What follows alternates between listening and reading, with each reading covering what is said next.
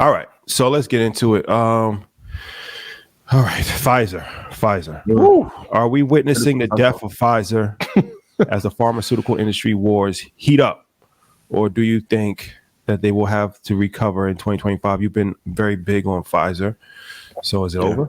Death is such a like a finality, right? We're not there. Are we there? We're not there yet, but they've grossly mismanaged the company. Too much debt, and also their blockbuster drugs. They no longer have the exclusive on, and we've seen Eli Lilly race to the forefront. Pfizer didn't rush to the weight loss drug epidemic, mismanaged a few things over the last couple of years, and then they're saying guidance is down. For those of you in Stock Club, I told you it was coming down to these prices 5 months ago. So for those of you who are listening, who are like starting to load the boat now, great job. But I don't think Pfizer is over, but I would say that they're junior varsity in that pharmaceutical space now. Eli Lilly is clearly the leader there. Novo is great. You have a couple other players that I like a lot in the pharmaceutical space, a lot more, but Pfizer kind of took their foot off the gas and got comfortable. Also, when COVID panned out to be what it was, that had an effect on the bottom and top line. So I've been big on pharma, but I told everyone in Stock Club 6 months ago this will happen. Here we are. And this is why publicly I've always loved Eli Lilly, because the management is a hell of a lot better. The drugs that they have lined up for the next 10 or 15 years, immaculate, and they manage a lot better. So Eli Lilly is like the Apple of the pharmaceutical space.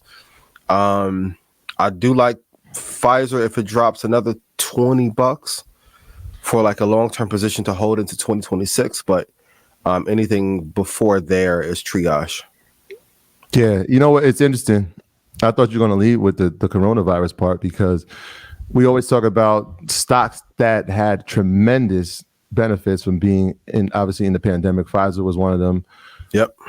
We've obviously seen a pullback, but when a company reduces its guidance for the future, that's never a good sign. That's never a good sign. Right. And so that was one of the reasons. It's like, all right, here comes a downtick in it. But when you think about innovation, where are they at? Everybody in the pharmaceutical sector is talking about their weight loss drug, their weight loss.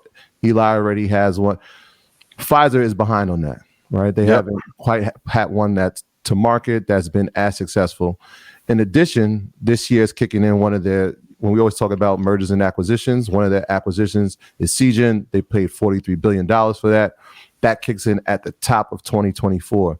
Yeah. So if you're looking at declining sales, right, from post-pandemic, you're looking at the future guidance being lowered, you're looking at innovation, and now you're looking at debt that's being added to the bottom line.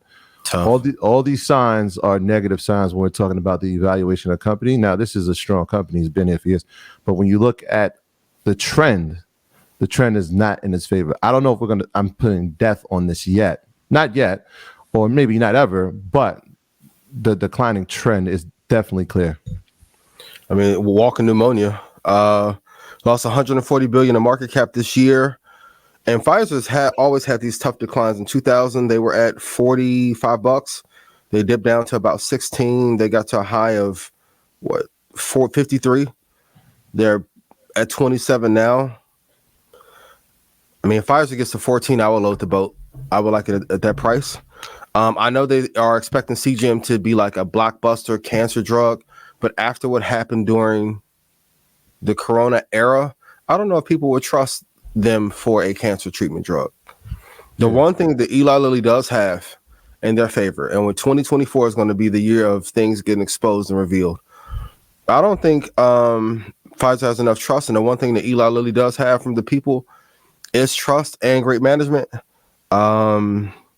They expect to do $8 billion in revenue from its COVID vaccine. I don't see it. How? You think COVID is going to ramp up going into an election?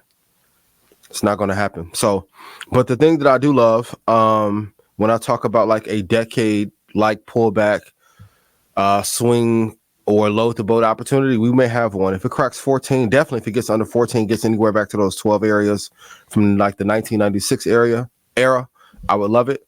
But always study how much a stock draws down. They have a history doing this. It happened in 2000s, happened in 2004. Of course, 2008 recession was tough. They're just going through that same cycle again. Set your alerts at $14. If it gets there, hold it for a 5-year period. It'd be great. They said one of the things on the horizon for them is that they're going to start licensing their pharmaceutical assets, which could be a revenue generator. Like we always talk about, especially when we talk about retail, we talk about people licensing content, licensing retail. That's what Adam did with Lena, right? Say it again. That's what Adam did with Lena. He licensed the content out. He licensed one of his assets. It's never like, why would you license out an asset?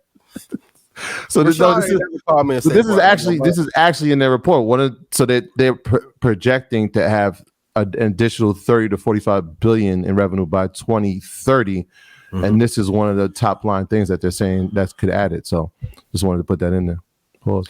This kind of like when they were saying a certain OnlyFans star was making $30 million a month, and it was like we saw her, and it's like, I don't know if you got a Swiffer in your house. Like, it sounds good. Rashad, you ever called me and say the Steve Harvey episode? We're gonna get the licensing the material, but not always a bad thing, right? We've seen Disney, that's worked for them, right? We've seen them license. Is it working? No, it has worked for them. Gotcha. It might not currently be working for them, but even some studios have licensed out the content, and now they're getting it back. And now you're kind of seeing like, oh, now that Netflix would be a prime example, right? Yeah, studios license out material to them, and it was great on the books for that point in time. But then streaming becomes prominent, and now you want your content back, but you don't have the platform to actually put it out. And so now you're seeing mergers between these streaming platforms. So at one point in time, it worked, just not as well as it used to.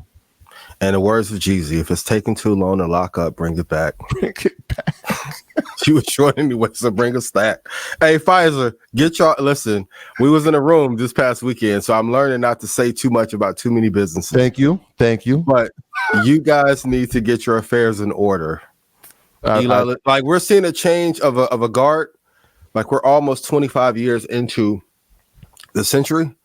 At one point, IBM and AMD were the hottest thing in the chip space. NVIDIA came and took that crown, kind of like when LeBron came into the league. We're seeing a changing of the guard. Pfizer, great company, but Eli Lilly clearly is the king now. NVIDIA is clearly the king of the chip space. This is not a good sign, but I do like it at that $14 level. I love it at that level. And I would probably exit at $35 3 or 4 years later. And you can also put some options on it too, but not a good sign. Not a good sign. When you come out and ladies, this is the equivalent of your man coming to you December 23rd and say, baby, I'm broke. I don't got it. You ain't got nothing coming. Next year, you the baby. It's over with. Tough. You can sit it out. You may have to do that in your relationship and sit through a tough year or two, but in a stock, I don't want to do that. Sit this holiday season out.